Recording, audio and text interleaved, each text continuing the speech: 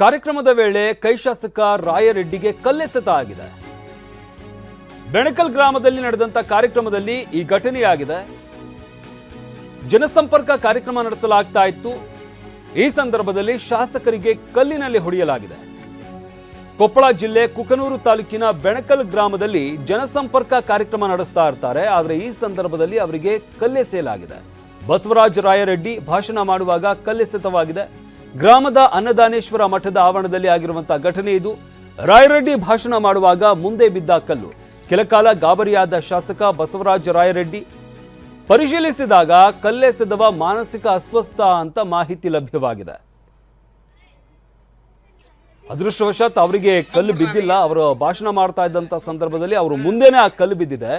ಆದರೆ ಅಲ್ಲಿದ್ದಂಥವ್ರೆಲ್ಲರೂ ಕೂಡ ಗಾಬರಿ ಆಗ್ತಾರೆ, ಯಾರು ಈ ರೀತಿಯ ಕಲ್ಲೆಸೆದಿದ್ದು ಅಂತ.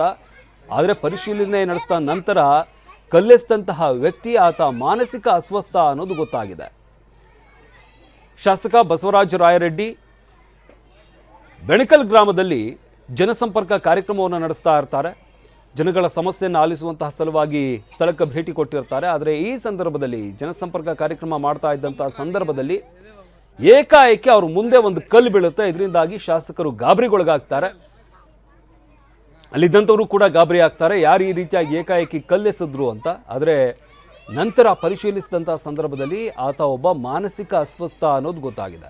ಕೊಪ್ಪಳ ಜಿಲ್ಲೆ ಕುಕನೂರು ತಾಲೂಕಿನ ಬೆಣಕಲ್ ಗ್ರಾಮದಲ್ಲಿ ಕಾರ್ಯಕ್ರಮ ನಡೆಸಲಾಗ್ತಾ ಇತ್ತು. ಇನ್ನು ಕಾರ್ಯಕ್ರಮವನ್ನು ಉದ್ದೇಶಿಸಿ ಬಸವರಾಜ ರಾಯರೆಡ್ಡಿ ಭಾಷಣ ಮಾಡ್ತಾ ಇದ್ರು. ಜನರ ಕುಂದು ಕೊರತೆಯನ್ನ ಆಲಿಸುವಂತಹ ಒಂದು ಕಾರ್ಯಕ್ರಮದಲ್ಲಿ ಭಾಷಣ ಮಾಡ್ತಾ ಇದ್ದಂತಹ ಬಸವರಾಜ ರಾಯರೆಡ್ಡಿ ಆದರೆ ಏಕಾಏಕಿ ಅವರು ಭಾಷಣ ಮಾಡಬೇಕಾದಂಥ ಸಂದರ್ಭದಲ್ಲಿ ಈ ಕಲ್ಲು ಬಿದ್ದಿದ್ರಿಂದಾಗಿ ಕೆಲ ಕಾಲ ಗೊಂದಲ ಉಂಟಾಯಿತು.